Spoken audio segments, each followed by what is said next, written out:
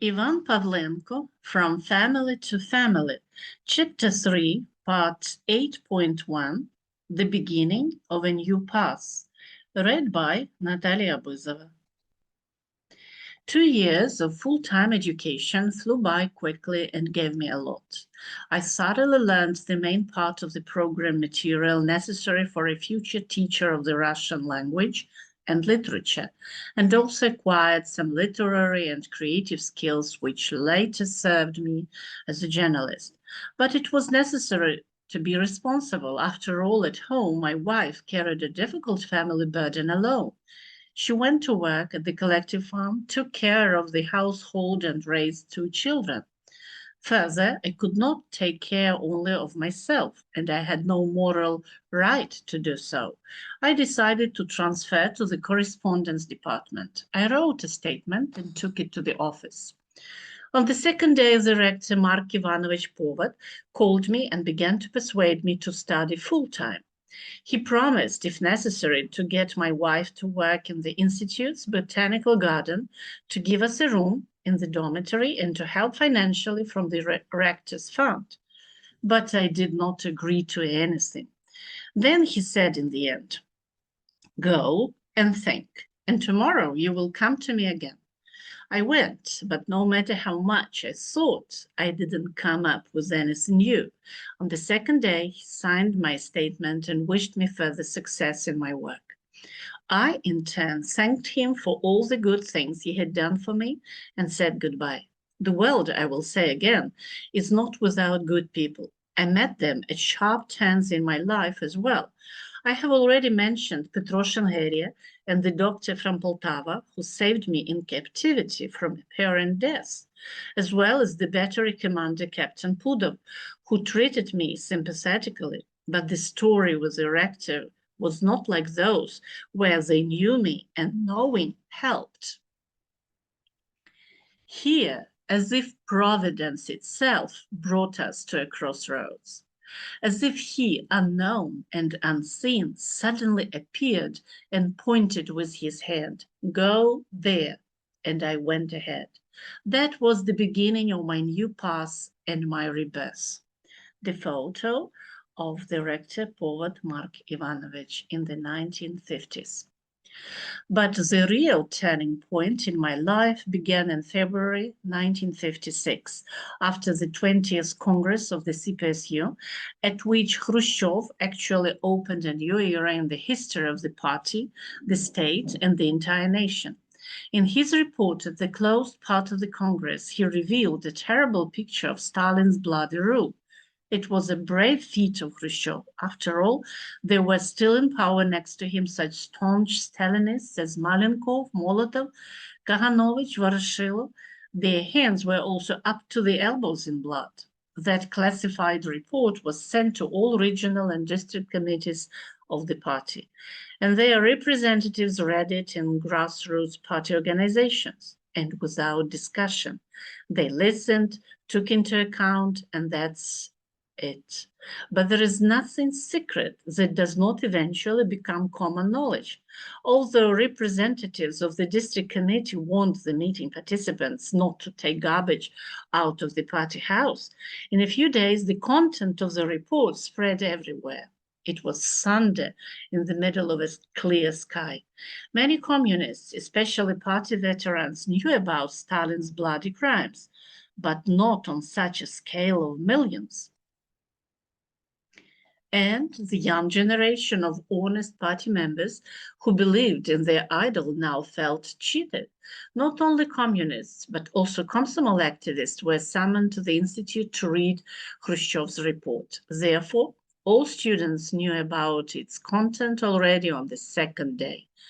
I learned about some details from Ivan Chervyakov, who was a member of the party and was friends with me. He secretly told me how former comrades of Lenin had been tortured, how the charges needed for execution had been beaten out of them, how Stalin and his loyal members of the Politburo had signed whole lists of death sentences to party and state figures.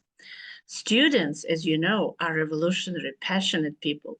Already on the second night, the monument to Stalin was damaged. and covered with paint. And in the toilet, someone nailed his portrait, and the frightened superiors ran in. Other teachers loomed in the corridors. Educators in their groups held meetings at which they warned about the possible serious consequences of such actions. I was above them all. Justice prevailed. Stalin was thrown from his high pedestal, debunked and condemned. The whole country breathed a sign of relief. Mass rehabilitation began. Thousands of political prisoners were returning from prisons and camps to their native homes. My hope for a fair retrial of my personal case also grew. I came home with it at the beginning of the summer of 1957 as a correspondence student. The first few days, I was engaged in household chores, and then I applied to the District Department of Public Education with a request to send me to a teaching job. The head of the district at that time was the former director of the Luka Secondary School, Pyatigorsk, and my time as the second secretary of the district committee of the Komsomol, I had presented his daughter, a gold medalist, with a certificate of the district committee for her success in studies and extracurricular work at their graduation party, after which I visited his apartment and had a drink at the table. Pavlenko met me kindly. I showed him a certificate stating that I was studying part-time in the third year of a pedagogical institute, as well as a scorebook with only 5s in all subjects. He said that there were more teachers of Russian language and literature in the schools of the district than necessary, and he would try to appoint me to the position of school director, headmaster, if the district committee of the party did not object. We chose the Brissy 7-year school. I filled out the documents and returned home. A few days after my visits, an executor from the office of the collective farm randomly came to my house and said that some correspondents had arrived by car and wanted to talk to me. I dressed more or less decently and headed to the office. I went into the chairman's office, and Pavlo Andreevich Standig, the editor of the district newspaper, and Vasily Gruzin, the editorial secretary, were sitting there. It turned out that they heard about my transfer to the correspondence department and decided to invite me to the position of head of the agricultural department. I had known Standig for a long time. He also knew me, as they say, from head to toe. I had been a contributor to the district newspaper when my fateful star was rising. And during my student years, poems were published on its pages.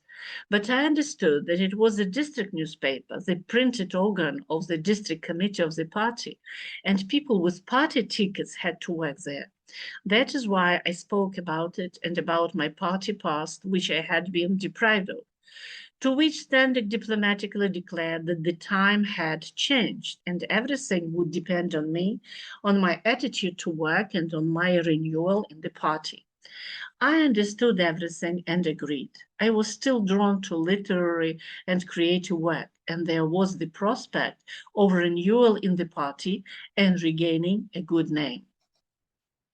Work in the editorial office was the second institute for me.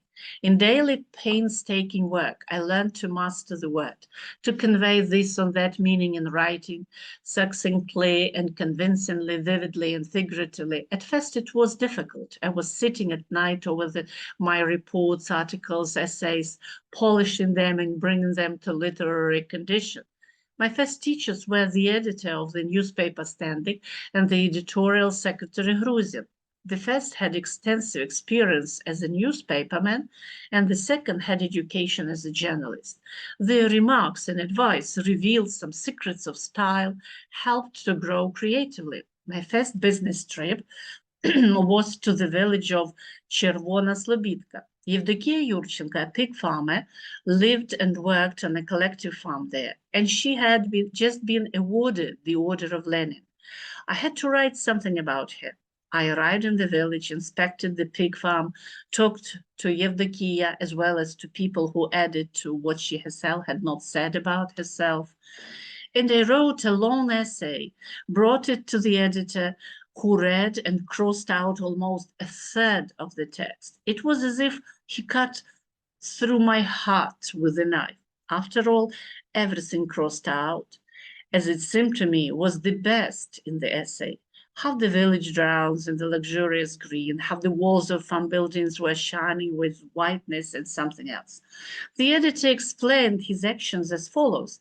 I did not send you to describe landscapes, but to write about the labor achievements of a person who was awarded a high government award for her valiant work. Your landscape patterns are beautiful, but there are too many for one sketch.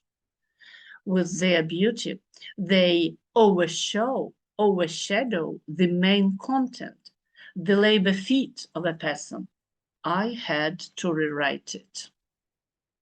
Sometimes I went to the villages with the editor's secretary, after which I wrote an article or an essay, and he changed and added something explaining why it was necessary that way and not otherwise. Gradually, I developed my own handwriting, and my materials were published in the newspaper without any corrections. I loved my work, wrote a lot, and with inspiration.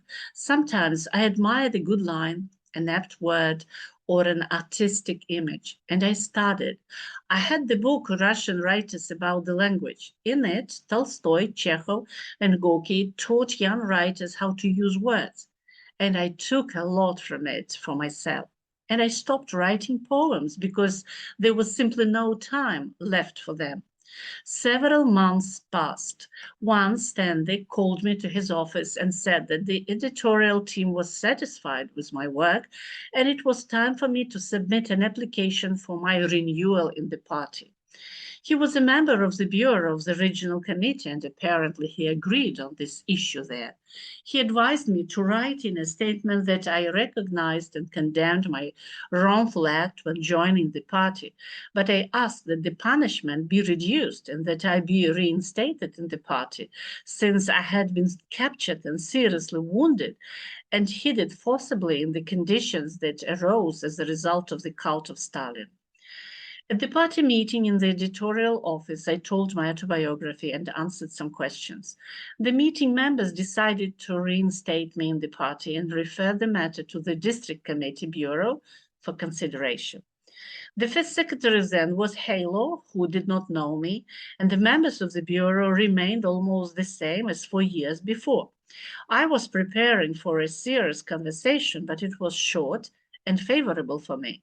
The trend of a new political course was felt. The bureau of the district committee approved the decision of the party organization without discussion and transferred my case to the regional party committee, where I had been finally excluded.